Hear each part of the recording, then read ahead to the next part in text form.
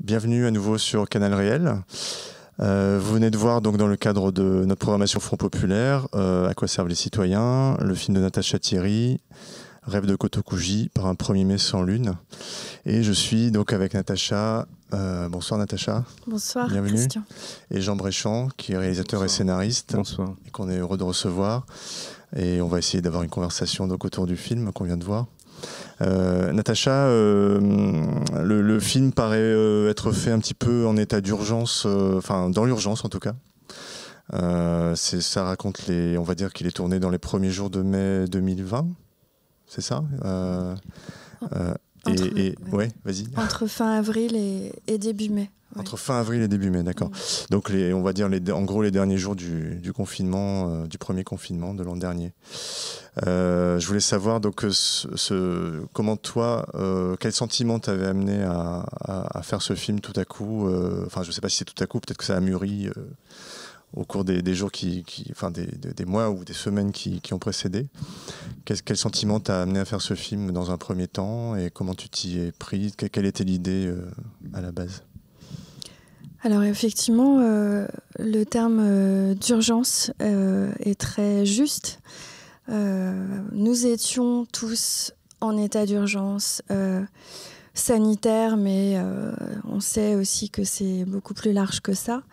Et subjectivement, j'étais aussi dans une espèce d'urgence. Je n'allais pas bien.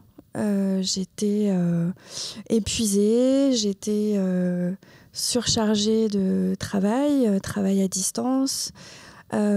J'étais très inquiète aussi, moins par le virus que par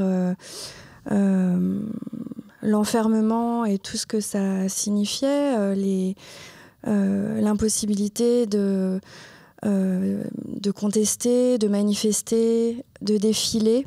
La dernière grande et belle manifestation qui avait eu lieu juste avant l'enfermement, c'était le 8 mars, qui était une journée assez extraordinaire avec 60 000 personnes dans Paris.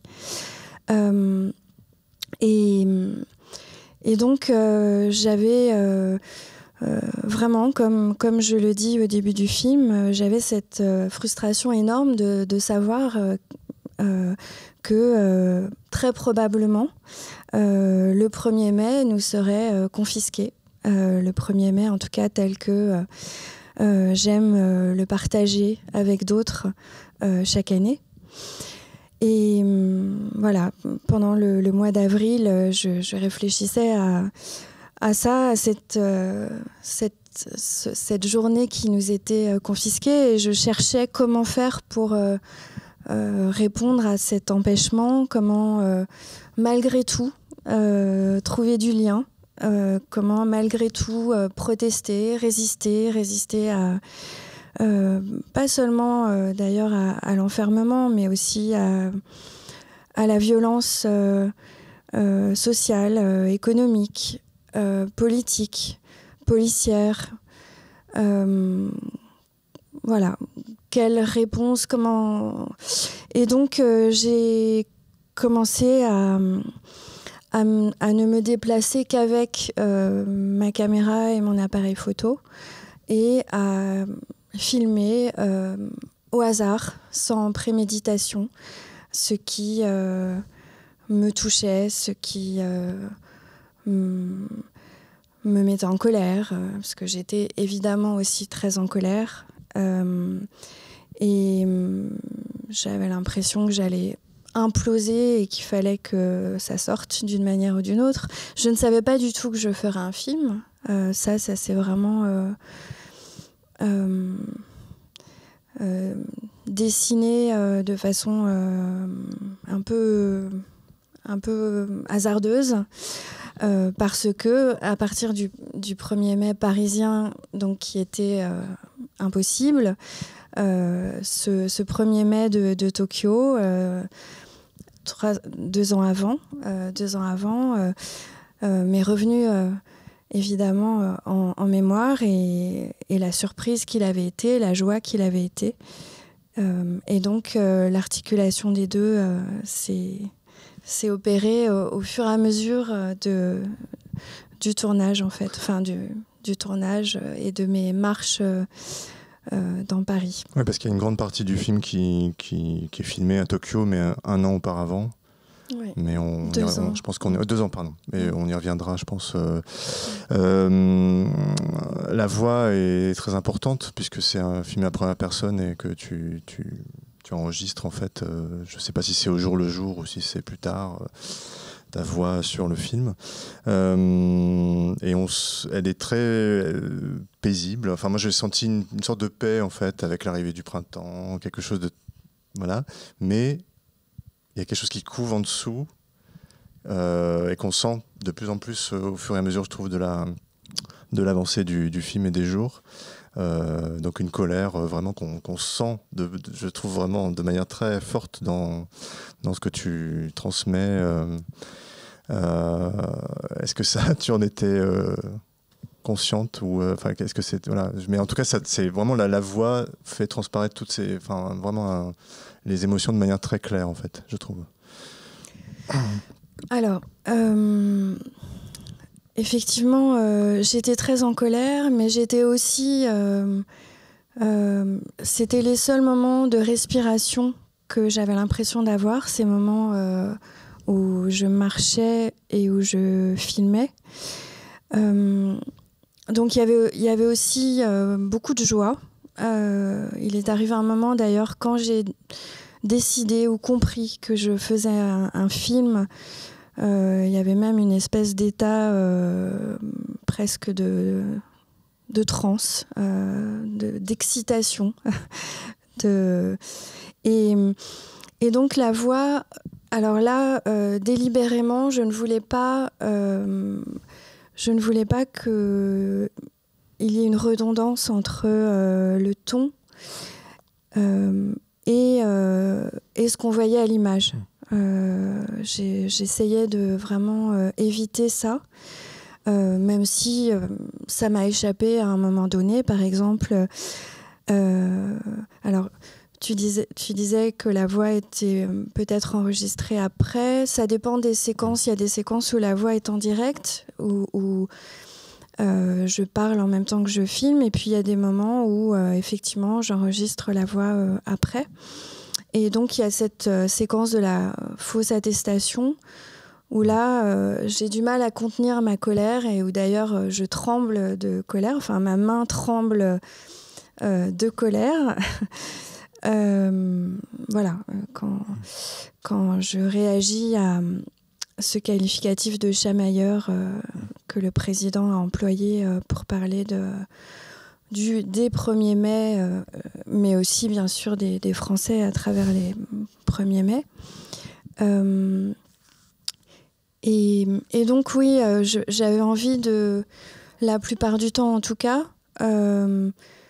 de faire en sorte qu'il y ait une sorte de contraste, non seulement pas trop de redondance, mais un contraste entre certaines images en tout cas et le ton employé, pas forcément le contenu du texte, mais en tout cas le ton, oui. Jean Bréchamp, Natacha vous a montré le film à quel moment et comment vous avez réagi la première fois que vous l'avez vu? La première fois, c'était à l'été, non? Il me semble. Oui, ça doit être ça. Dans le courant de l'été, vous m'aviez envoyé une version. Comment j'ai réagi? D'abord, j'étais très content d'avoir des nouvelles de Natacha. Parce que je dis ça, c'est parce que aussi on était tellement distants et on continue de l'être un peu les uns des autres. On s'est un peu éloignés les uns des autres que lorsqu'on reçoit des signes de vie, ça fait toujours plaisir.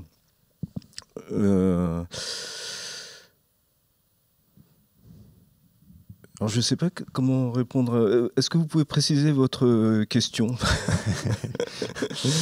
Non, je voulais connaître un petit peu votre premier sentiment lorsque, comme Natacha est quelqu'un que vous connaissez. Est-ce que vous attendiez à... J'attendais rien du tout. Non, ouais. C'est... à la manière dont elle vivait cette période et qu'est-ce que vous avez... Parce que ce film vous a transmis d'elle à ce moment-là, et comment vous l'avez vécu? Très curieusement, c'est un film qui m'a transmis non pas la colère de Natacha, ni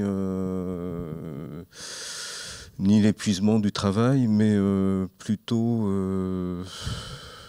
un élan de vie qui est très étonnant et qui sourd de toutes les séquences. Et je pense que c'est ça que j'ai reçu vraiment d'abord. Après, en le revoyant, d'autres choses se sont révélées, mais c'est d'abord une émergence, voilà, la poussée printanière florale. C'est ça que j'ai vu, c'est-à-dire.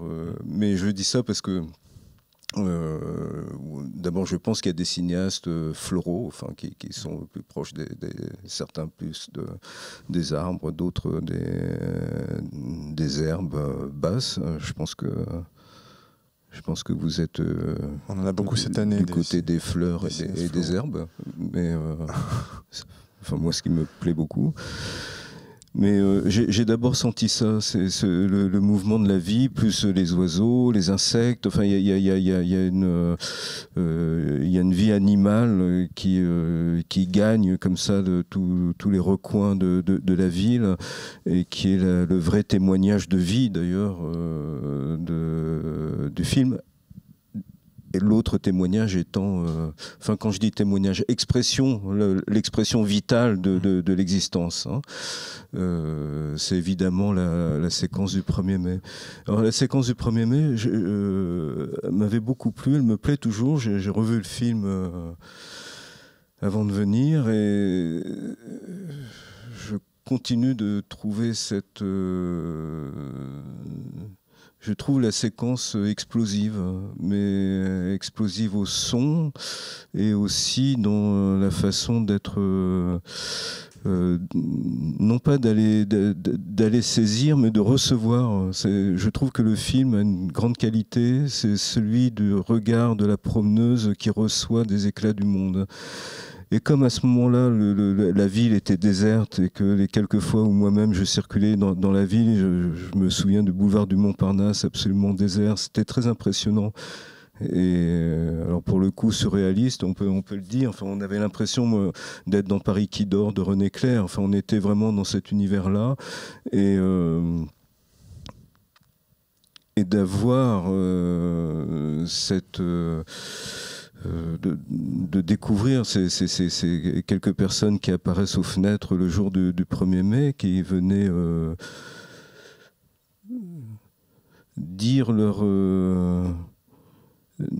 dire qu'ils existaient, en fait. Je pense qu'il y a quelque chose de très primitif, enfin pas de primitif, de primaire que le film accueille, qui sont ces premiers mouvements de vie, des moments d'émergence, en fait. Et c'est ça que j'aime beaucoup dans cette circulation, ce rêve un peu les yeux ouverts.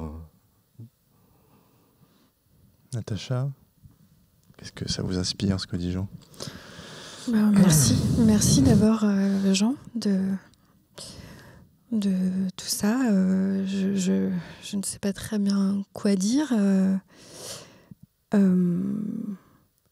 Sinon que ce 1er mai, c'était peut-être donc ce 1er mai 2020 à Paris. C'est sans doute l'un des plus beaux que j'ai vécu. Alors même qu'il n'avait rien à voir avec les journées de manifestation habituelles, avec les amis, avec les camarades. Et je sais que le mot camarade est un mot un peu entendu avec ironie par certains, mais j'ai envie de le dire, parce que je trouve que c'est un très beau mot, ce mot-là. Et donc cette rencontre de hasard avec ces personnes à leur balcon, qui pour certains étaient même derrière une espèce de grille, était quelque chose de très très fort pour moi, très fort aussi, comme d'ailleurs la rencontre avec le vieux monsieur japonais 2 ans avant, le soir du à la fin de la journée du 1er mai 2018. Et alors sur la vie animale, végétale et tout ça, oui, vous avez bien sûr remarqué à quel point tout ça me touche énormément. Et regarder cette vie-là était une des choses qui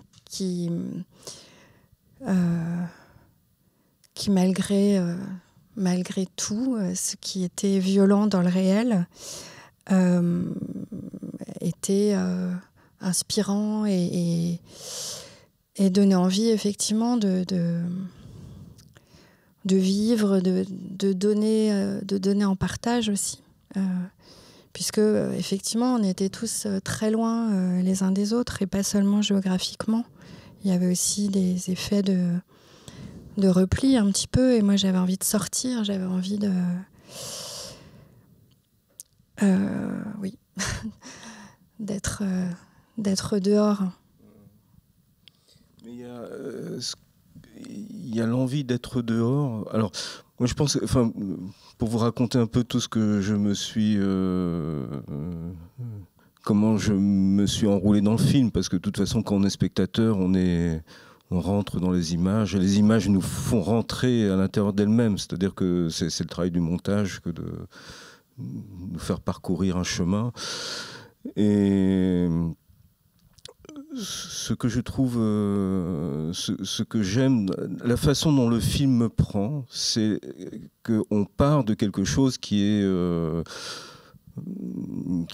clairement repéré. C'est une lettre filmée. Alors, déjà, est-ce que c'est un cinéma à la première personne? C'est des questions qui sont délicates, parce que oui, c'est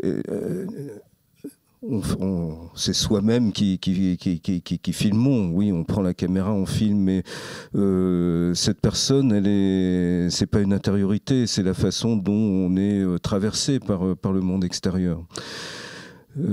C'est là où on commence peut-être à devenir un sujet regardant. Et dans cette promenade qui s'adresse, parce que cette promenade elle est adressée à quelqu'un qui est à l'autre bout du monde, alors, quelle est la nature de la présence de quelqu'un qui est à l'autre bout du monde? C'est un fantasme, mais pas seulement. C'est une figure, un compagnon intérieur. C'est aussi un fantôme, c'est-à-dire aussi en tant que l'autre fait défaut. Et le regard, il se nourrit, enfin, aller explorer ce qui se passe dans cette ville déserte se nourrit de cette adresse-là. Or, il y a quelque chose que je trouve très, très juste, et qui fait que le film devient film, c'est la question de rêve. C'est-à-dire que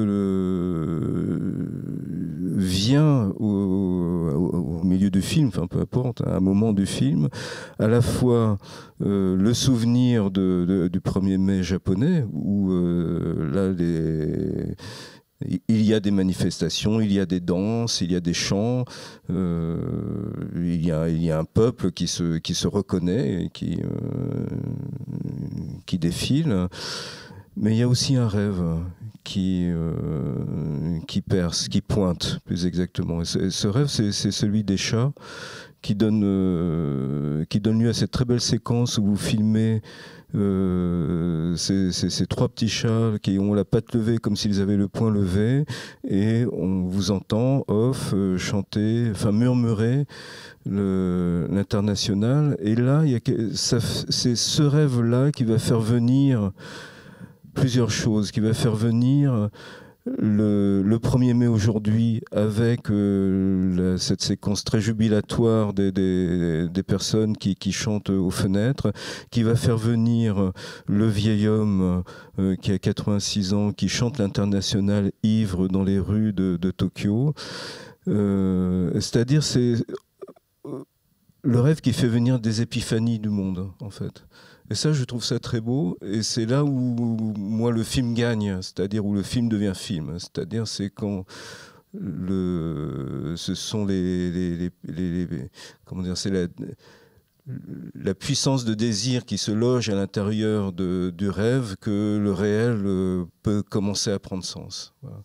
Et du coup, des images peuvent advenir.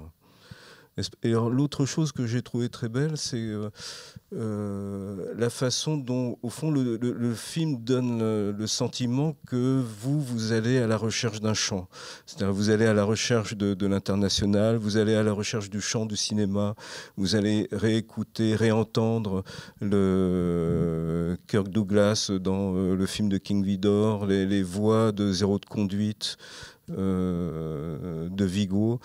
Et c'est comme si le film devenait la caisse-résonance de la possibilité du cinéma. Et ça, je trouve que c'est très beau parce que ça contrecarre complètement les salles fermées et ce désert d'hommes qu'il y a dans la vie.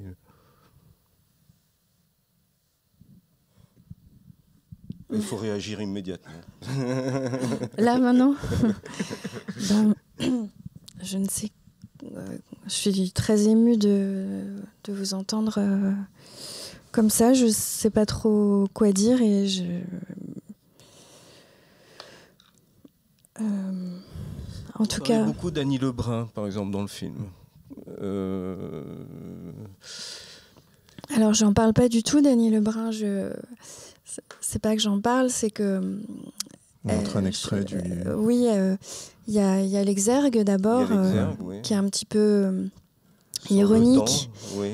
Et en même temps pas tant que ça.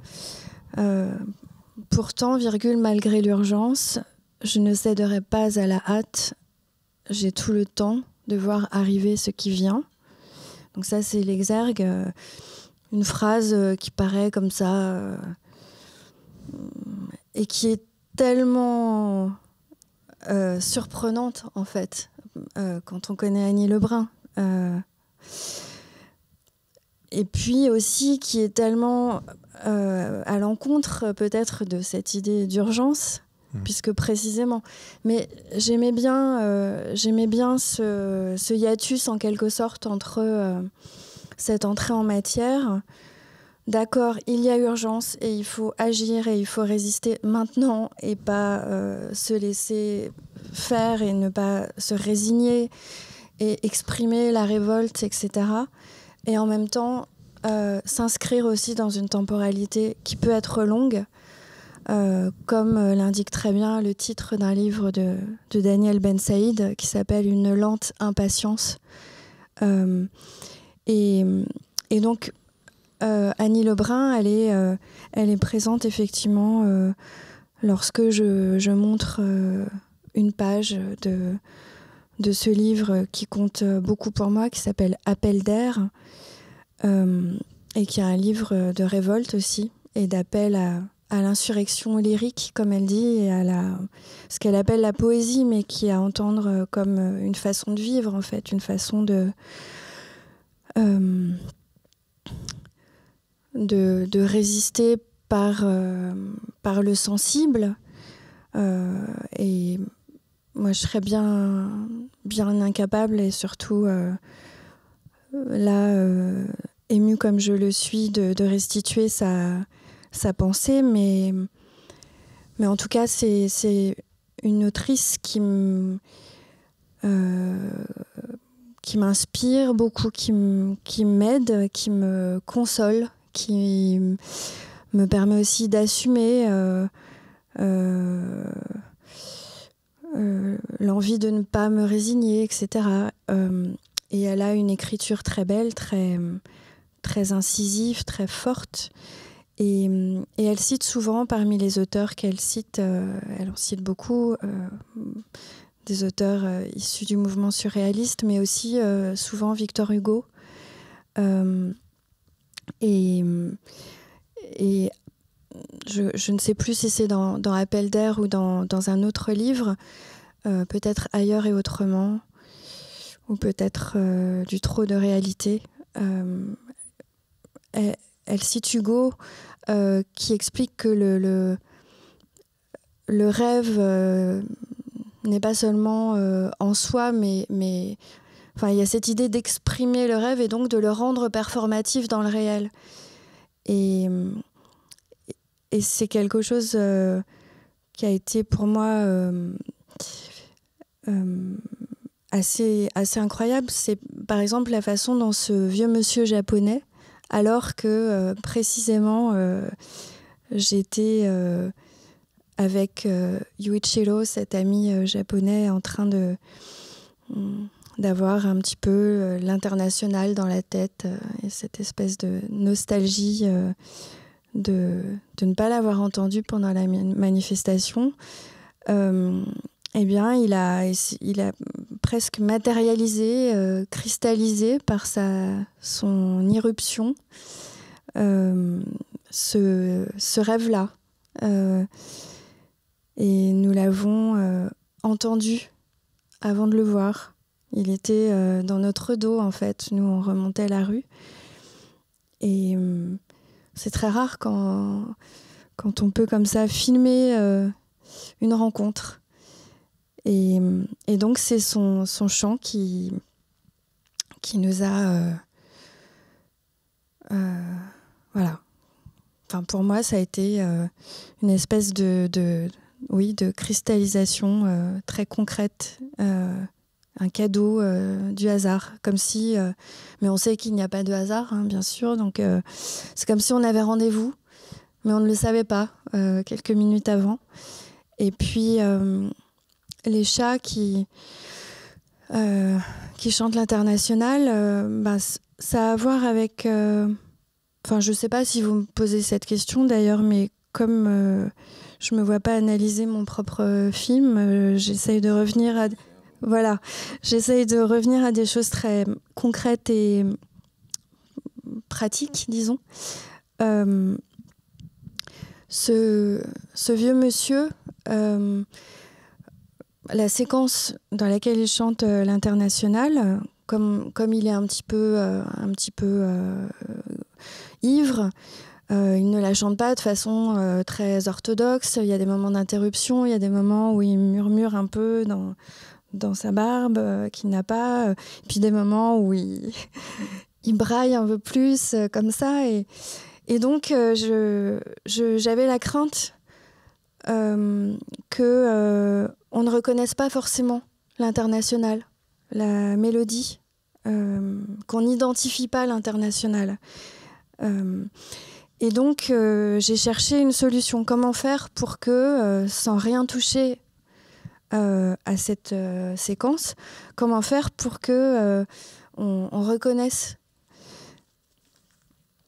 parce que, en fait, j'avais fait le test avec 2-3 personnes et elles n'avaient pas reconnu l'international. Donc, j'étais vraiment très, très déçue. Et donc, j'ai cherché comment faire pour qu'on puisse reconnaître l'international en japonais.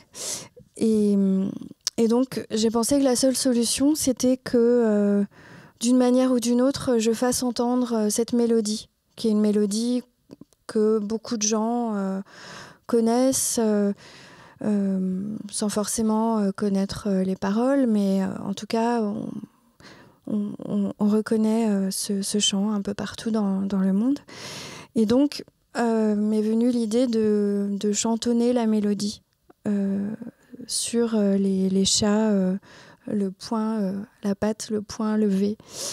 Et puis, l'autre chose qui m'a conduite à choisir de leur faire chanter l'international à ces petits chats qu'on voit un peu partout d'ailleurs, dans les commerces, les restaurants chinois,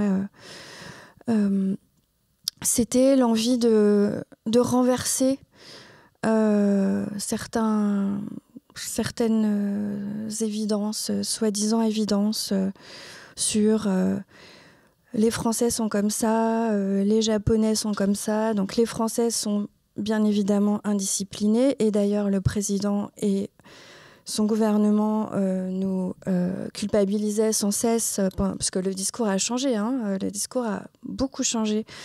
Il y a dû y avoir pas mal de réunions de communication depuis le premier enfermement.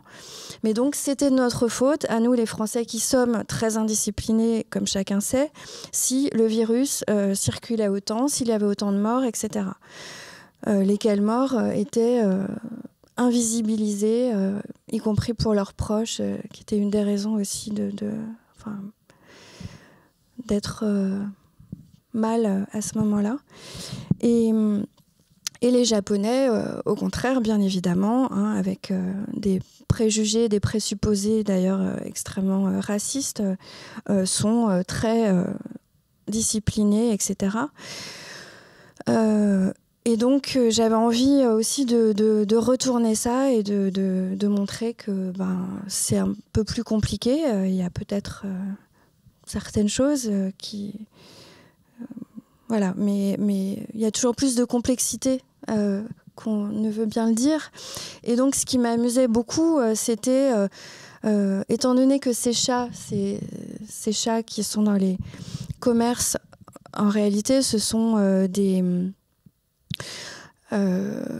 petits porte-bonheur pour les commerçants qui sont censés leur apporter la prospérité commerciale. Donc, le petit chat fait signe au client pour lui dire viens et consomme, et donc fait en sorte que mon maître, le commerçant, devienne riche, n'est-ce pas? Et donc là aussi j'avais envie de renverser ça et de laisser entendre que finalement, silencieusement, tous ces petits chats qu'on voit dans les commerces et qui sont censés porter bonheur pour la prospérité, en réalité sont en tout cas nous transmettent quelque chose comme le lien, le nous, et tout ce que contient l'international et la possibilité d'un peuple et d'une résistance et de choses qui sont beaucoup plus belles et désirables à mon sens que simplement le profit, quoi. Voilà. Donc voilà un petit peu la généalogie de ces chats chanteurs. Voilà. Je pensais juste à ce que tu disais par rapport au changement de discours. Enfin, je fais un petit aparté, mais j'en suis pas si certain, parce que ce qu'on a vu ce week-end sur les bords de Seine avec les descentes de police pour empêcher les gens de se promener, ça rejoint tout à fait ce discours-là, où on a le droit de prendre le métro sans danger. D'ailleurs, BFM ou les chaînes télévision ne filment pas les gens dans le métro, ils filment les gens sur les bords de Seine en train d'être devant la loi, quoi. En gros, on en est finalement au même... Oui, bien sûr. Mais disons, là, c'était juste par rapport au discours présidentiel qui est un peu moins dans l'idée que s'il y a autant de morts, c'est de notre faute parce qu'on n'est pas assez obéissant. Mais oui, bien sûr, on n'en finit pas. Chaque jour, on constate encore plus, on se demande jusqu'où ça va aller, cette... Oui. D'ailleurs, il y a des... Comment dire, tu filmes beaucoup de slogans dans la rue, enfin, peut-être pas particulièrement, mais beaucoup de slogans féministes, parce qu'il y avait beaucoup de l'intervention des colleuses, d'ailleurs encore maintenant, mais à cette époque-là, c'est là que ça a commencé, ou même bien avant, je pense. Enfin, je sais plus quand ça... Ça a commencé il y a environ 1 an et demi. Oui, c'est ça. Un an et demi, oui. Et je trouvais que c'était assez fort aussi de mêler les différentes luttes, en fait. Et ça m'a fait penser à un film qu'on a montré hier soir dans Front Populaire, qui s'appelle Who is Afraid of Ideology, et qui parle de l'écoféminisme et qui lie en fait le réapprentissage du lien à la nature, avec les luttes féministes, la fin du capitalisme, enfin comment par la nature retrouver d'autres formes de société, et qui donne l'exemple en fait d'initiatives féminines autour de ça. Donc on est vraiment dans un j'ai l'impression qu'en fait tu rejoins un petit peu cette vision d'une certaine convergence complètement qui serait plus productive que les chemins peut-être qu'on avait pris dans les années précédentes, où chacun est dans son coin pour sa lutte à lui ou à elle. Voilà, oui, je trouve ça beaucoup plus à la fois intéressant et sans doute efficace, même si je n'aime pas trop ce terme, d'aller vers la convergence, effectivement. Et c'est vrai que ces collages me touchent beaucoup depuis le début. Non seulement ces collages qui essayent de rendre visibles des violences qui étaient trop invisibles, mais aussi la violence faite au collage, qui sont arrachées, vandalisées, souvent avec des mots atroces ajoutés.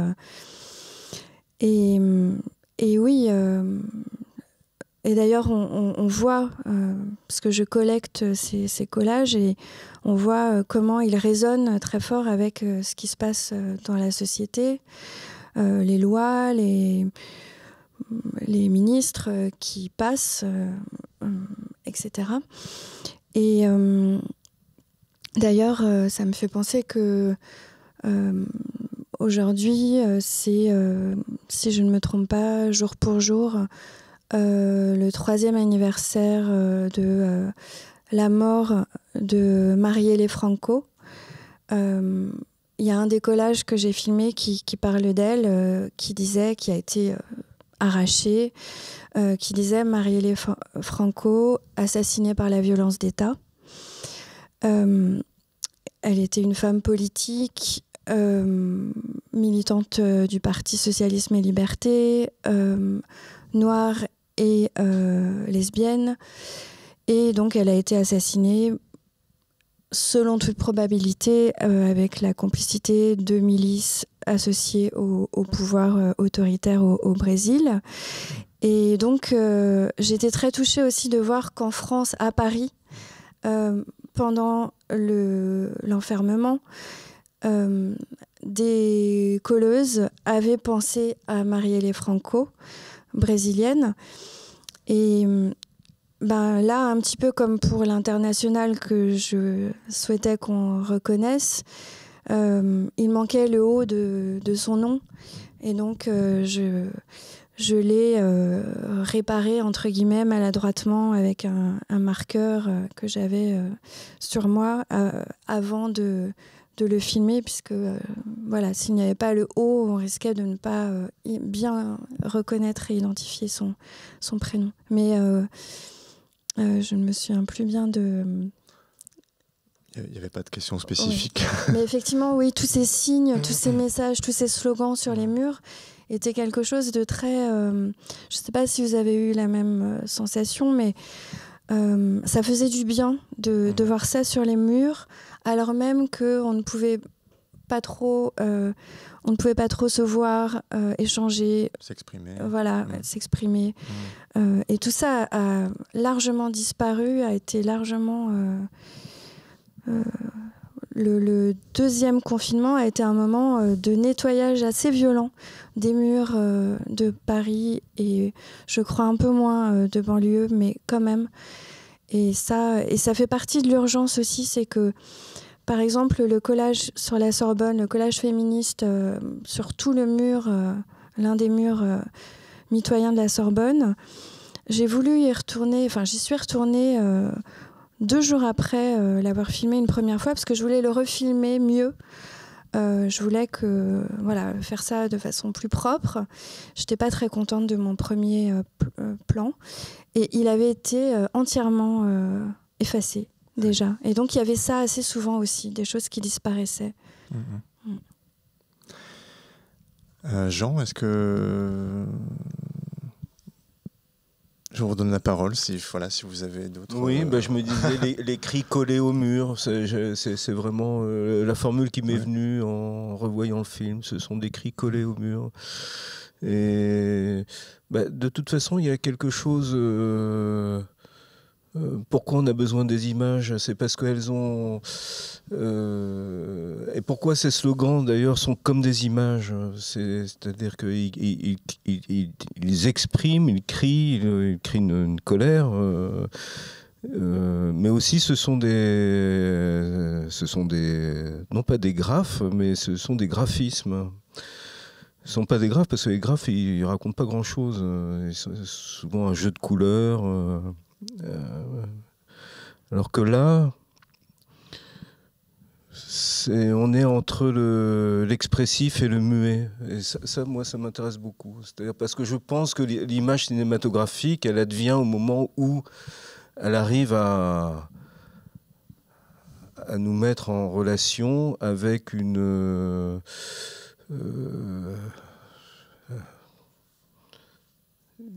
représentation du monde qui est au bord de se formuler, mais qui ne se formule pas, et qui heureusement ne se formule pas, qui ne doit pas complètement se formuler pour pouvoir vivre aussi.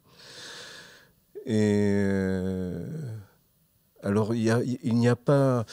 Je dirais que il y a à la fois ces cris muets sur les murs et ce chant qui apparaît, disparaît, et que sont ces deux... La révolte, elle est prise entre ces deux pôles, je dirais, dans votre film, au fond.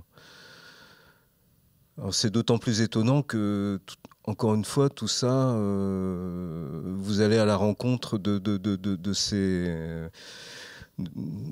émergences dans une ville désertée où il y a juste les clochards, les pauvres, les laissés pour compte qui habitent cette ville, les animaux, et puis quelques silhouettes comme ça de ceux qu'on appelle les premiers de corvée.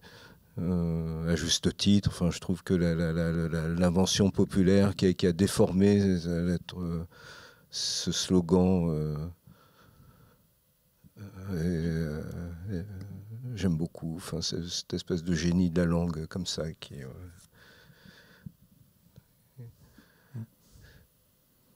Voilà. J'aurais voulu qu'on termine parce qu'on est proche de la fin sur la séquence la fameuse séquence des balcons dont on a déjà parlé avec Jean, mais je trouve que c'est totalement galvanisant en fait. Enfin, donc moi quand j'ai vu ça, j'étais vraiment à la fois très ému et très heureux. Et voilà, je trouve que c'est à partir de quelque chose certainement que tu n'avais pas du tout prévu. Je trouve que et puis d'ailleurs tu réagis en filmant. tu cries avec les gens présents sur le... Donc je pense que c'est bien de finir là-dessus. Je sais pas, je voulais savoir... donc je crois que tu es dans le 13e. J'ai l'impression de reconnaître les... Oui, c'est le... Et donc il y a la chanson de Jean Ferrat qui apparaît, qui est... comme si elle tombait on ne sait où à ce moment-là, mais elle tombe pile. Oui, effectivement, c'est le moment où je cherchais d'autres chamailleurs qui seraient sortis, 1er mai. Et donc, cette chanson qui est Ma France surgit dans ce quartier, le 13e arrondissement, qui est pas n'importe quel arrondissement, mais finalement, je l'ai redécouvert, cet arrondissement dans lequel je suis née, et qui est chargé d'histoire, vraiment. Et donc, oui, c'est au métro national. C'est aussi là qu'il y a cette fresque représentant Marianne, qui depuis a été d'abord soi-disant vandalisée, mais en réalité, moi je la préférais vraiment. Vous voyez de quoi je parle, Jean?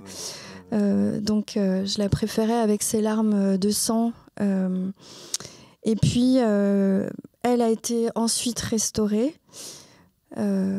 Et l'artiste a tenu à ce qu'une larme reste sur la version restaurée, mais c'est une larme bleue et pas une larme rouge, et donc c'est quand même pas la même chose, hein. Et oui, ces gens à leur balcon, moi aussi j'étais galvanisée de les trouver, grâce là encore au son, hein. C'est le son qui m'a attirée, et c'était une très violente contre-plongée quand même, hein, parce que le couple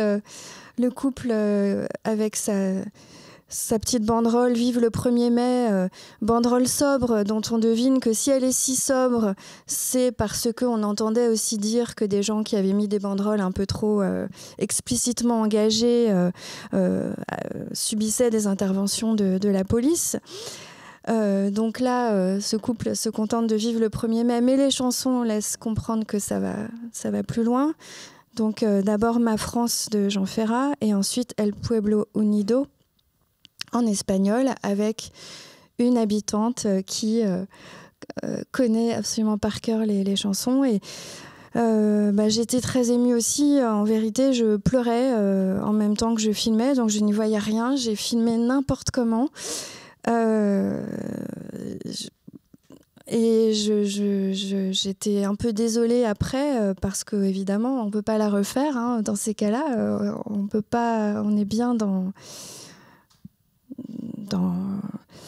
ce qui se présente du réel.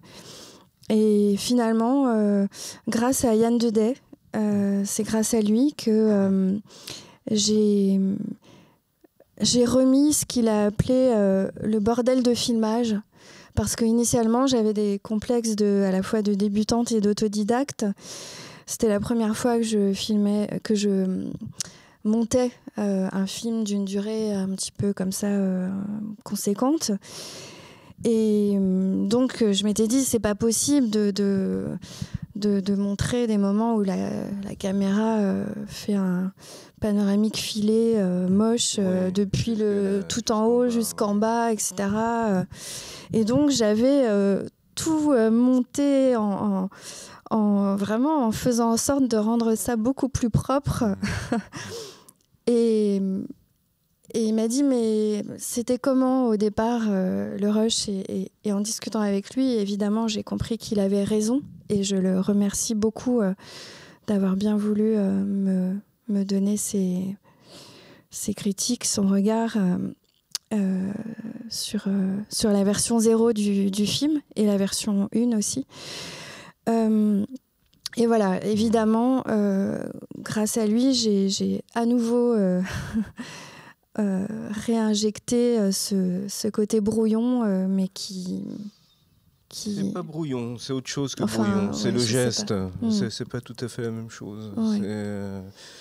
Oui, vous êtes ému, et le spectateur aussi d'ailleurs, parce que ça redonne votre émotion au spectateur, tellement l'instant est saisi dans son événement, quoi.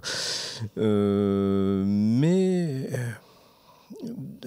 le geste raconte aussi. Le geste raconte le regard. Et de toute façon, l'œil et la main, on le sait, sont profondément liés.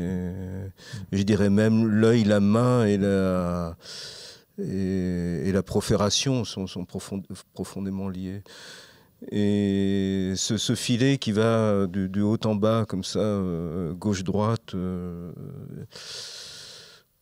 oui, relie deux chants qui se répondent et qui s'allient à cet instant-là. Et puis il y a aussi ce très beau plan, je vous en ai déjà parlé, que j'aime beaucoup, où il y a un déplacement de regard qui va chercher une moitié de ciel sur la gauche, une moitié de l'immeuble en béton sur la droite, et qui partage le cadre entre, pour le dire vite, entre la ville et puis, sinon la nature, enfin en tout cas le bleu du ciel, l'espace vide du ciel, c'est un horizon. Voilà, c'est l'appel d'air d'Annie Lebrun, il est là en fait, parce on ne le voit que parce que l'écran est partagé en deux. Et ça, j'aime beaucoup ce plan.